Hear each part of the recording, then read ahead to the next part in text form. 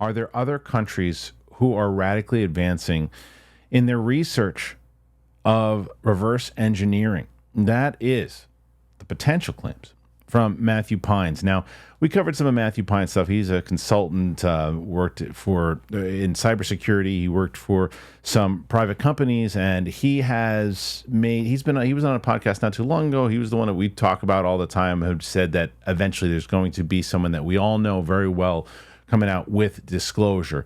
Well, he seems to hint at the fact that one of the reasons that disclosure is happening right now in the States is because it seems as if there's more and more potential that there are other countries that are advancing and have already discovered these materials and are doing far better than what we are doing over here. But let me play this interview from this podcast, and then we'll talk about what Matthew Pine says. It's a longer clip, so check it out. From my perspective, why is this happening now? Looking at some of the text that has come out of the Senate in particular about their motivations for crafting this legislation, is that, and they put this in writing, basically said in order to mitigate the possibility of foreign technology surprise, the U.S. government must expand awareness of historical exotic technology antecedents previously provided by the federal government for research and development purposes.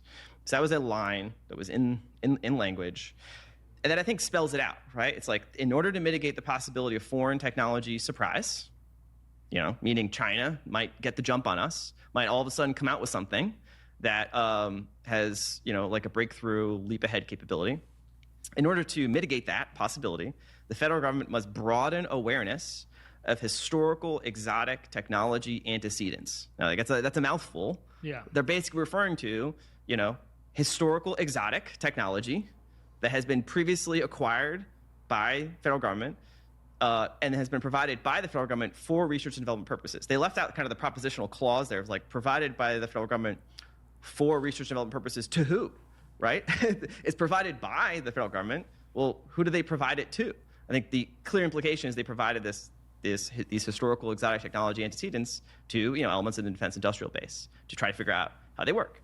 And so the natural inference I draw from that is that, okay, Lockheed, Boeing, Raytheon, these guys got this stuff decades ago. They had a tiny number of people working on these programs to try to figure out how this exotic technology functions. And maybe they not have made much progress. And meanwhile, there might be separate channels of intelligence reporting coming out of our very effective capabilities to track the state of Chinese military R&D. That's a main priority, is understanding what can China's systems do. How capable are their hypersonic missiles? What sorts of stealth do their subs have? What sorts of detection capabilities do they have? We want to know all of that stuff. So we're going to recruit people inside those agencies to tell us what they're doing. We're going to try to track all their scientists. We're going to try to do everything we can to understand what the Chinese military R&D is looking at. And so you can imagine a scenario where our intelligence collection apparatus looking at China tracks a bunch of scientists, engineers, different programs being stood up that would be like, well, that's odd. A bunch of people that are working on this rocket program just got moved over to this part. And there seems to be a lot of money, a lot of resources being sucked into this new thing. What are they doing over there? That seems to be important. And if a different part of the intelligence community now was like, there seems to be something quite exotic, something new that the Chinese are really crashing their effort on, that reporting would sort of float up to, say, the Senate, right? And they would get reporting on, maybe China's actually looking at these programs in a different way than we have. And so now we need to basically change the security architecture for these historical legacy programs. That in order to mitigate the possibility of, say, China getting the jump on us, we need to bring in new people. We need to bring in more people. And the only way we can do that is if we kind of broaden awareness of these programs, which means we have to prepare, maybe a larger set of people for the existence of these materials. And then we have to then assume that we might have to answer this larger question to civil society on, well, what exactly has been going on these last 80 years, right? And so this is kind of, these are all interlinked things, right? In order to mitigate this geopolitical risk, this technological surprise risk, we have to have a serious national plan for disclosure, for being increasingly transparent and having a more open, serious conversation about UAPs. These are entangled strategic requirements. All right, well, that all makes sense. In theory, it all makes sense. It's like, okay, well, it's what people have been talking about. One of the things that would have essentially, I guess, put forward what people always say is catastrophic disclosures of another country got ahead of it and started to disclose stuff on their own, or had stuff that they were working on that they were eventually going to relay to their citizens, to people of the world. And then people who've been lying over here are like, what? Oh yeah, we didn't know that. Oh, wait. And it looked like they're a bunch of filthy liars, which is how it's going to turn out anyway, if that even if it comes to this plan. But I think that if it comes, like, okay, from what Matthew Pines is saying, here is this government, potentially China, someone else who's been working on these things that they know that there's been crashed, that people have been, whether it's China, Russia, other countries besides the U.S. have these things in possession that they've been working on, at least what has been widely speculated a lot.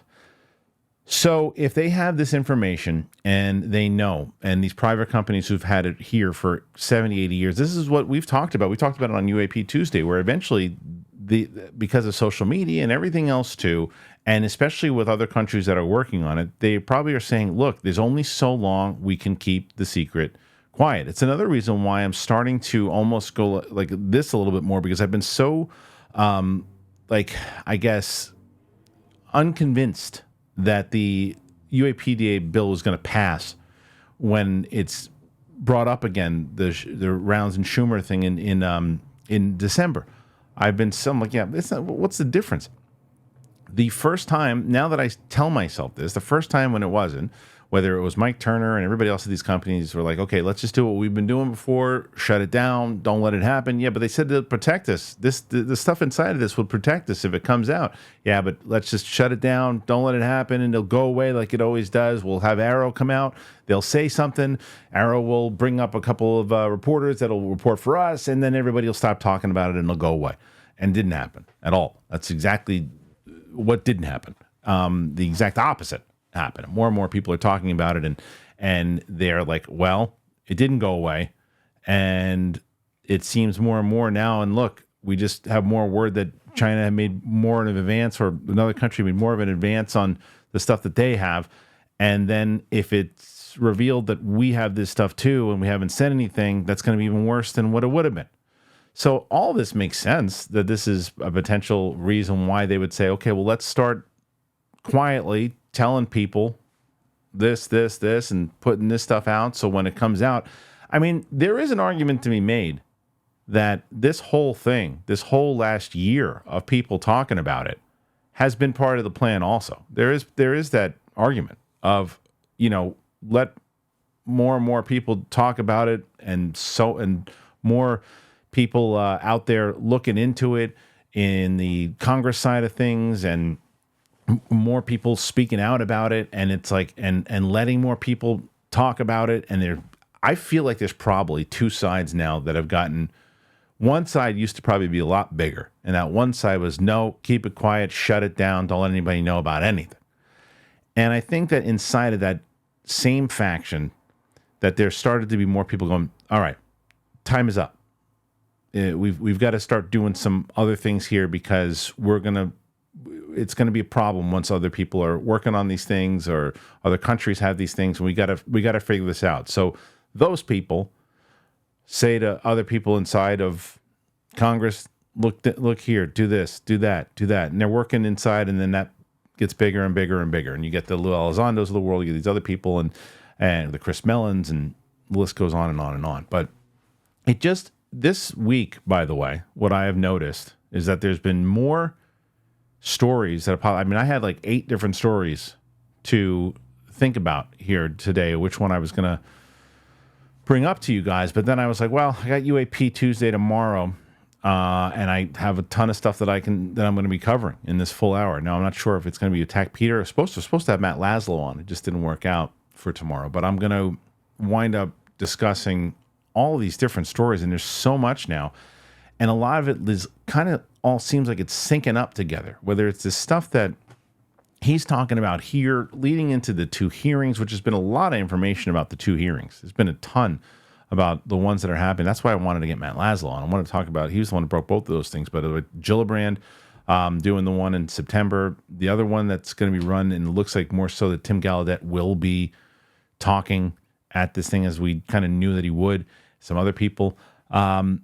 But it just seems like the slow move for disclosure, is at least they're trying to do it. And it seemed, and I remember every single time I have a guest on that is involved in this, and I ask them if they think we're going to see disclosure in our lifetime, within seconds, yes, I do. I think it'll happen. I don't know.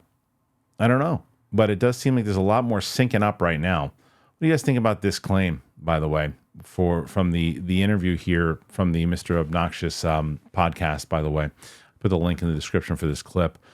And I want to know your thoughts. Put your thoughts in there. Tell me what you think.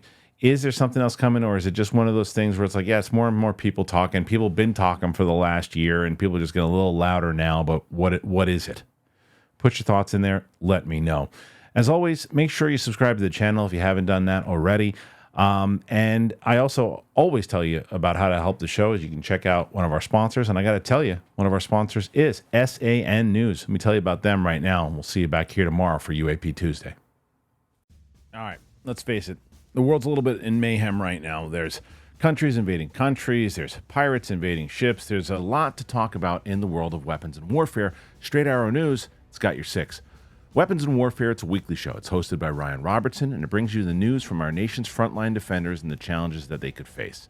America's military operations are constantly evolving, from boot camp to boots on the ground. Reporter Ryan Robertson provides in-depth coverage of international armed conflicts and the latest technological developments in weaponry worldwide. What I like about Straight Arrow News is that they present the news from both sides of the aisle. They just tell you the news in general, and that is what we've been missing. So for me, it's convenient. I want to find out what's going on in the world of news without a one-sided point of view. I find SAN. So get a front row seat to the most intense and fascinating stories from the world of military operations. Weapons and Warfare has new episodes every Wednesday. Go to san.com/Harloff to listen today and subscribe.